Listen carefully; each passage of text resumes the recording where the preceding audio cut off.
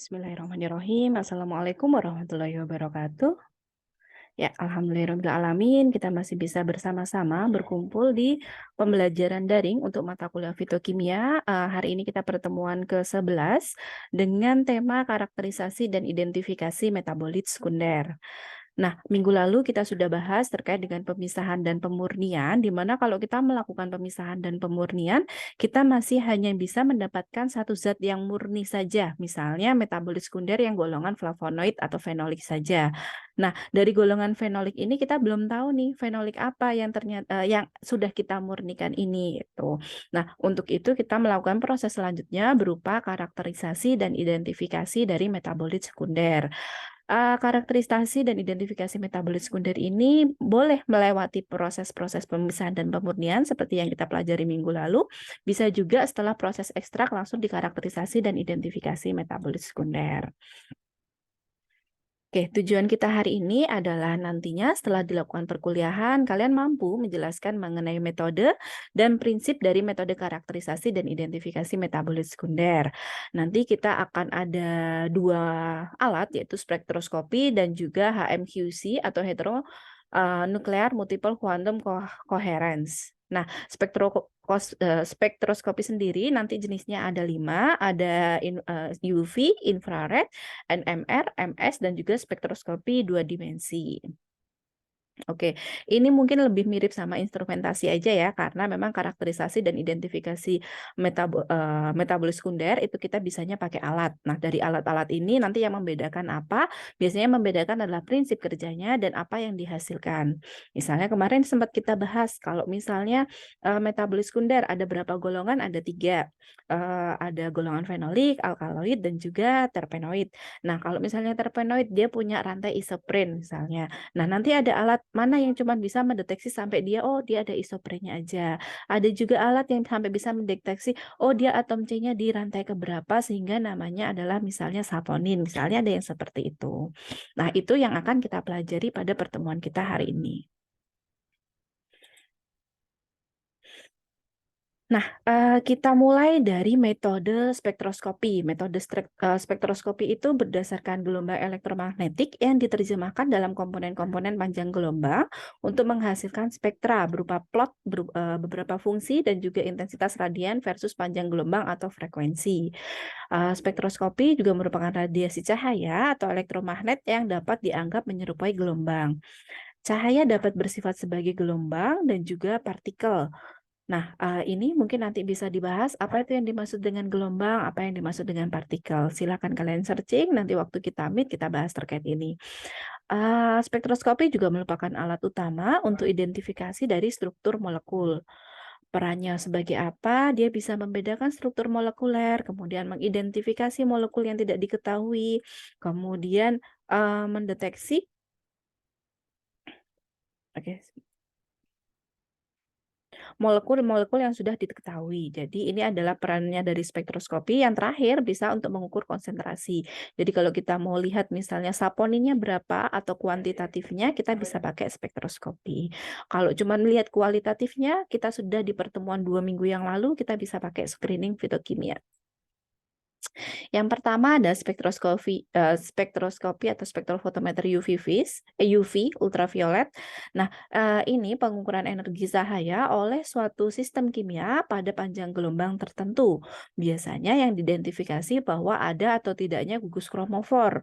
Gugus kromofor sendiri menunjukkan kalau misalnya metabolit sekunder yang ada itu biasanya dari golongan fenolik atau punya ikatan rangkap dan juga yang lainnya. Nah, nanti jenisnya si spektroskopi UV ini ada yang single beam, double beam, sama multi channel. Nah, ini biar kalian lebih mudah memahami, monggo silakan kalian searching terkait dengan spektroskopi UV yang single beam, kemudian double beam. Nanti kita waktu di meet kita bahas terkait mana yang single, mana yang double, dan mana perbedaannya. Kemudian komponennya ada apa? Ada sumber atau yang ekstrak atau yang akan kita lihat dia kandungannya apa. Kemudian ada kuvet, dimasukkan ke ruang kuvet. Kemudian ada monokromator, ada detektor, dan ada visual display atau recordernya.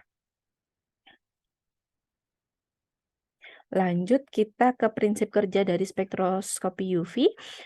Ini berdasarkan hukum Lambert-Beer, yaitu cahaya monokromatik melalui suatu media, maka sebagian cahaya akan diserap, sebagian akan dipantulkan, dan sebagian akan dipancarkan, sehingga kita bisa mengukur absorbansinya. Sumber cahaya biasanya bersifat polikromatis, kemudian diteruskan melalui lensa menuju monokromator pada spektrofotometer dan filter cahaya pada fotometer. Kemudian menghasilkan cahaya monokromatis, berkas cahaya dengan panjang gelombang tertentu dilewatkan pada sampel, cahaya kemudian akan diserap dan juga dilewatkan, kemudian cahaya yang dilewatkan akan diterima oleh detektor, dan detektor akan menghitung cahaya yang diterima dan mengetahui cahaya yang diserap oleh sampel. Setelah itu, cahaya yang diserap sebanding dengan konsentrasi zat yang terkandung dalam sampel, sehingga bisa digunakan untuk mengetahui konsentrasi zat secara kuantitatifnya. Hasilnya berupa apa? Nah, spektroskopi UV ini cuma bisa melihat optimasi dari panjang gelombang, penentuan absorbansi dari isolat murni, melakukan kalibrasi hasil pengukuran dengan standar, analisis kualitatif, biasanya untuk lihat ada atau tidaknya, analisis kuantitatif, bisa sampai untuk melihat seberapa banyaknya, penetapan kadar metabolis sekunder dalam sampel, dan juga digunakan nanti bisa untuk analisa statistik. Nah, selanjutnya kita pakai spektroskopi IR. Spektroskopi IR merupakan metode yang dapat mengamati interaksi molekul dengan radiasi elektromagnetik yang berbeda pada daerah dengan panjang gelombang antara 0,75 sampai 1000 mikrometer, atau pada gelombang 13.000 sampai 10 sentimeter, 10 sampai 10 per sentimeter minus 1. Spektroskopi infrared ini digunakan untuk melakukan identifikasi ada atau tidaknya gugus fungsional. Kemudian nanti dari ada tidaknya gugus fungsional ini kita bisa lihat dia punya hidroksil, aromatik berarti golongan fenolik, karbonil, dan juga yang lainnya. Sama kayak misalnya UV tadi, untuk IR juga ada single beam dan double beam. Nah, kalian boleh cari bedanya single beam sama double beam ini apa. Kemudian ada 3 jenis radiasi, ada infrared dekat, infrared pertengahan, dan infrared jauh, tergantung dengan panjang gelombangnya. Komponennya ada sumber radiasi, wadah sampel, monokromator, detektor, dan juga recorder. Oke, ini prinsipnya. Kalau tadi spektro UV kita pakai Lambert-Beer, kalau misalnya IR kita pakainya radiasi inframerah yang dilewatkan mulai suatu cuplikan, sehingga nanti molekul-molekulnya dapat menyerap energi dan terjadilah transisi di antara tingkat vibrasi dan tingkat vibrasi yang terekstasi. Ini detail cara pengerjaannya. Kemudian mungkin yang penting adalah yang ini, hasilnya berupa apa? Hasilnya berupa bilangan gelombang, rentang bilangan gelombang, bentuk pita, intensitas gelombang, gugus fungsional, dan sudah bisa tahu dia senyawa apa. Kalau tadi masih spektroskopi UV masih belum tahu senyawanya apa. Kalau yang IR kita sudah tahu dia termasuk senyawa apa. Selanjutnya ada spektroskopi NMR. Kalau UV tadi Lambert-Beer, kemudian IR tadi infrared. Kalau NMR ini kita adalah penyerapan gelombang radio oleh inti-inti tertentu dalam molekul organik. Kemudian digunakan untuk mengidentifikasi dari struktur senyawa atau rumus bangun dari molekul senyawa organik. NMR sendiri ada 2, ada 1H NMR dan 13C NMR. Komponennya berupa ada tempat sampel, celah magnet, kemudian osilator, kemudian pencatat magnet akuransi juga. Ini prinsipnya adalah adanya penyerapan energi oleh partikel yang sedang berputar di dalam medan magnet yang kuat. Hasilnya berupa data spektrum, kemudian data gugus fungsinya, dan data pergeseran isolat. Selanjutnya ada spektroskopi MS atau massa, merupakan teknik yang mengukur perbandingan massa dengan muatan. Kemudian digunakan untuk apa? Untuk menentukan massa partikel, komposisi unsur dari suatu sampel atau molekul, serta menuangkan struktur kimia dari molekul. Komponennya berupa sumber ion, massa analyzer, sama detektor.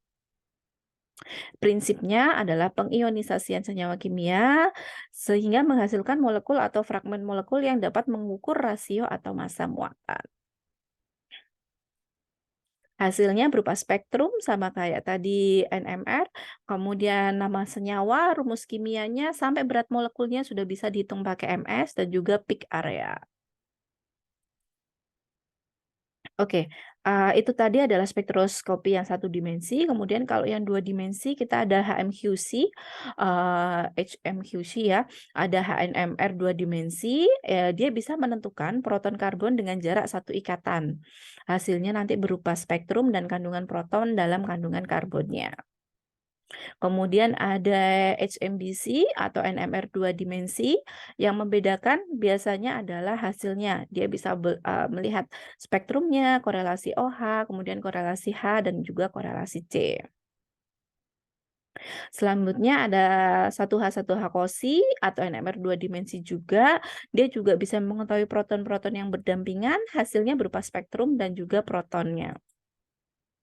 Yang tadi satu HH noisy, ini noisy-nya sendiri, itu dia untuk mengetahui struktur konfigurasi dari cis dan juga trans.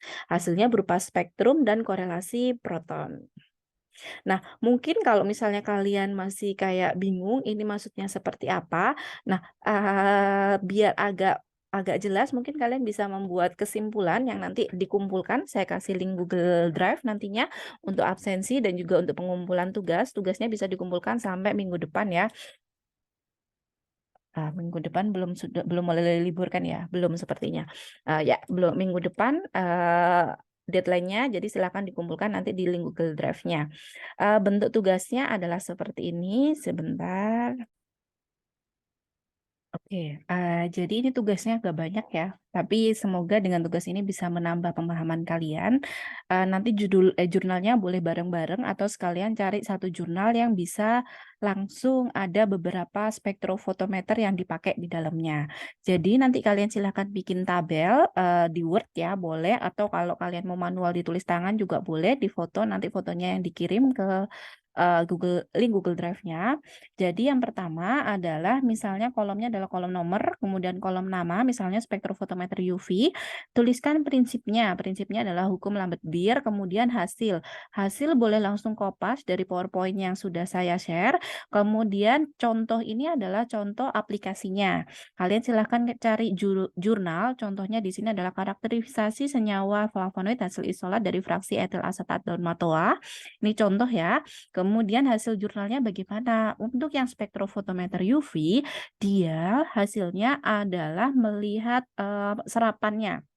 Jadi lihat serapan kita sama panjang gelombang, jadi ke optimasi panjang gelombang, kemudian dilihat spektrumnya, setelah dilihat spektrumnya dan juga panjang gelombangnya, ternyata dia mengandung senyawa flavon. Karena apa? Karena dia memberikan rentang serapan pada pita 1 dan juga pita 2. Jadi ini contoh-contoh dari penerapannya. Jadi memang biasanya beberapa alat atau instrumen itu nanti hasilnya beda-beda. Hasilnya dinyatakan dalam bentuk apa? Dalam bentuk yang seperti ini.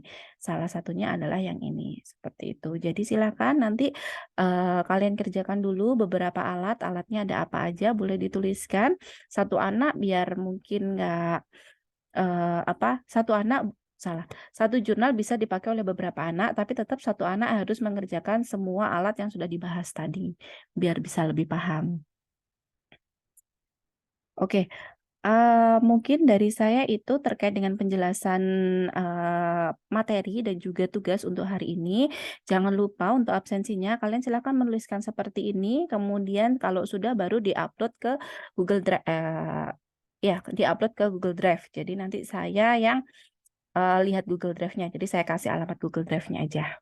Ya, oke. Terima kasih. Semoga apa yang kita pelajari bermanfaat bagi kita. Kurang salah dan hilafnya saya dalam penyampaian materi mohon dimaafkan. Saya akhiri. Wassalamualaikum warahmatullahi wabarakatuh.